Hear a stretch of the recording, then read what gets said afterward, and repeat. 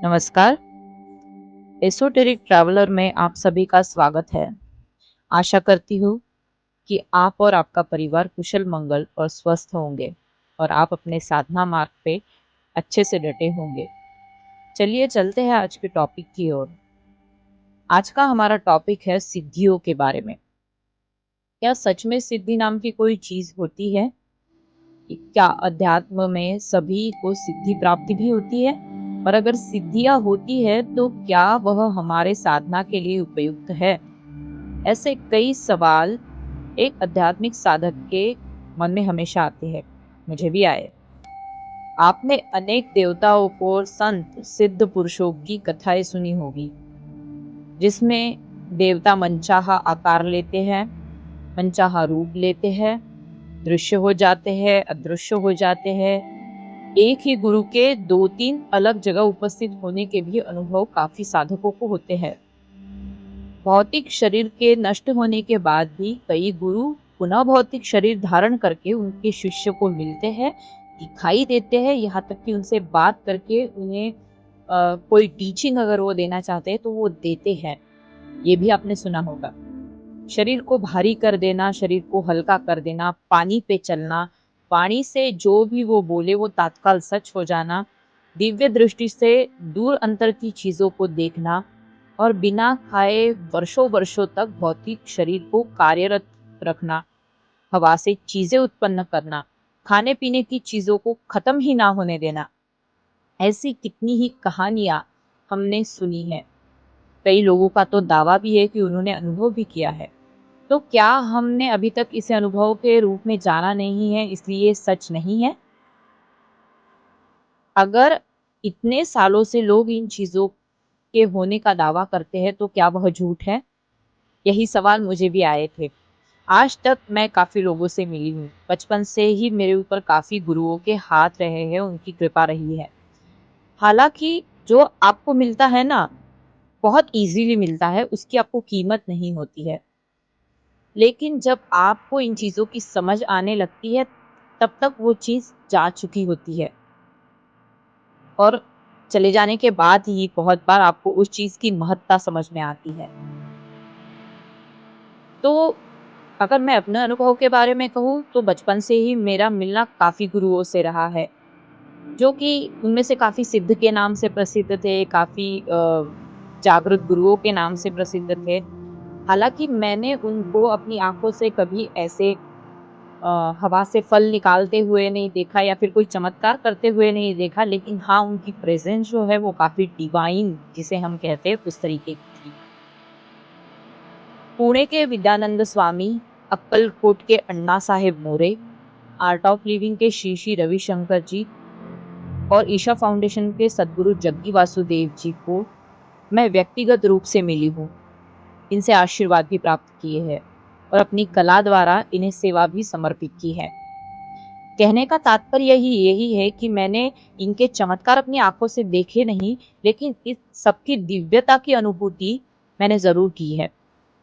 बचपन से ही मैंने गाणगापुर, तुलजापुर, अक्कलकोट, डिंडोरी, त्र्यंबकेश्वर, कारंजा लाड, जहाँ के नृसिंह सरस्वती का जागृत मंदिर है, शिरडी, शनि शिंगणापुर, श्री कानिफनाथ श्री क्षेत्र मढ़ी, माहुरगढ़, सप्तशृंगीगढ़ नांदुरी, अष्टविनायक, ऐसी सभी जागृत जगह विजिट की है। लेकिन मुझे कभी एहसास ही नहीं हुआ था कि मेरी छोटी सी उम्र में ही मैं इन सारे सिद्ध क्षेत्रों के संपर्क में क्यों आई थी। आज जब मैं पीछे मुड़कर देखती हूँ तो मुझे अपनी आध्यात्मिक यात्रा के जागरण की परिक्रमा दिखाई देती है। तो मेरे अनुभव से बताऊं तो जब तक मेरी आध्यात्मिक यात्रा विपश्यना द्वारा शुरू नहीं हुई थी, मुझे किसी भी दिव्य शक्ति का कभी अनुभव नहीं हुआ था। लेकिन विपश्यना के बाद में प्रथम बार जब मैं सदगुरु जी से 1 to 1 मिली, उनसे मेरी भेंट हुई, तो मुझे एक गुरु की दिव्यता और सर्वव्यापित्व का होने वाला अनुभव हुआ। मानो जहां वे उपस्थित थे वहां अपने से दूसरे का किसी के होने का अनुभव पूरी तरह खत्म हो चुका था। मानो सदगुरु, मैं, मेरे 30 से 25 सहायक कर्मी, बच्चे, बूढ़े, सब एक ही ऊर्जा बन गए थे। वहां ड्युअलिटी पूरी तरह खत्म हो चुकी थी, मानो सब कुछ एक में ही समा गया था। ऐसा कुछ अनुभव मैंने पाया। साथ ही शरीर का मतलब भौतिक शरीर का जो भारीपन था वो खत्म हो चुका था।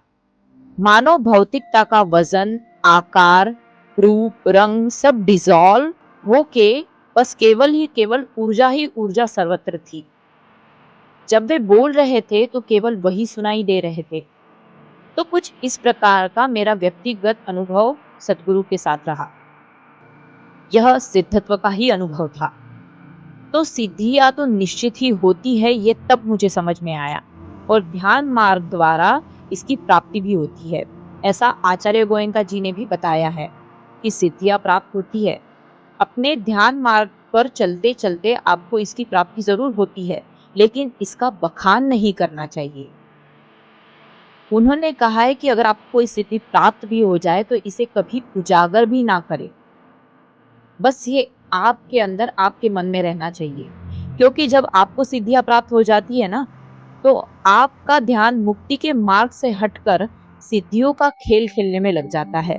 एक मदारी जैसे बंदर का खेल खेलता है ना, वही स्थिति एक साधक की हो जाती है, और हम मुक्ति को छोड़कर सिद्धियों के जाल में उलझ कर रह जाते हैं। आप ही बताओ, अगर कोई आपको ऐसी एक सिद्धि प्राप्त हो जाए जिससे आप खाने पीने की चीजें उत्पन्न कर सके, या कोई भी मटेरियलिस्टिक चीज उत्पन्न कर सके, या फिर लोगों को दिव्य दृष्टि से दूर से देख सके, तो आपको भी मजा आने लगेगा। आप अपने आप को निर्माता और अंतर्यामी समझने लगेंगे। ऐसे में चमत्कार करने और दिखाने में ही आपका सारा समय निकल जाएगा। और अगर आप वैसे सोचोगे तो इसमें से मुक्ति के मार्ग के लिए, उसकी उन्नति के लिए आपको क्या फायदा हुआ? तो इसका उत्तर है जीरो। तो सिद्धियां प्राप्त होना बुरी बात कतई नहीं है, लेकिन इसकी प्राप्ति से बढ़ने वाला ईगो या सिद्धियों का प्रदर्शन अनुचित है। किसी भी साधक का प्रमुख उद्देश्य है दुखों से छुटकारा पाना, भव संसार से तर कर निकल जाना और निर्वाण को प्राप्त करना। ऐसे में सिद्धि प्राप्ति होना केवल एक आपके मार्ग में रोड़ा ही हो सकता है। जो भी चीज आपको भव संसार में या कर्मों के जाल में फंसा कर रखे, वह मुक्ति के मार्ग पर वर्जित है। उसे बाईपास कर देना चाहिए और आगे बढ़ना चाहिए। नहीं तो फिर वही जन्म मृत्यु का चक्र अनंत से चलता आया है और आगे भी चलता रहेगा, और मुक्ति तो दूर ही रहेगी। इसीलिए जब भी साधना मार्ग पर आपको दिव्य दृष्टि, वाणी सिद्धि जैसी सिद्धियां प्राप्त होती है, मतलब ये सिद्धियां जो होती है सबसे पहले प्राप्त होती है, तो अगर ये सिद्धियां आपको प्राप्त हुई है तो इसे प्रणाम करें और आगे बढ़े। निरंतर ध्यान करते रहे और मिलने वाले हर पुरस्कार मतलब हर सिद्धि को कृतज्ञता पूर्वक वंदन करके बस आगे चलते जाए। आज के लिए इतना ही। अगर आपको लगता है कि आपके पास इस विषय से जुड़ा कोई अनुभव है तो ज़रूर उसे कमेंट बॉक्स में शेयर करें। आपका अगर कोई पर्सनल अनुभव है तो उसे भी शेयर करें। साथ ही अगर आप मुझ तक रीच आउट करना चाहते हो तो डिस्क्रिप्शन बॉक्स में दिए गए ईमेल पर संदेश आप भेज सकते हैं।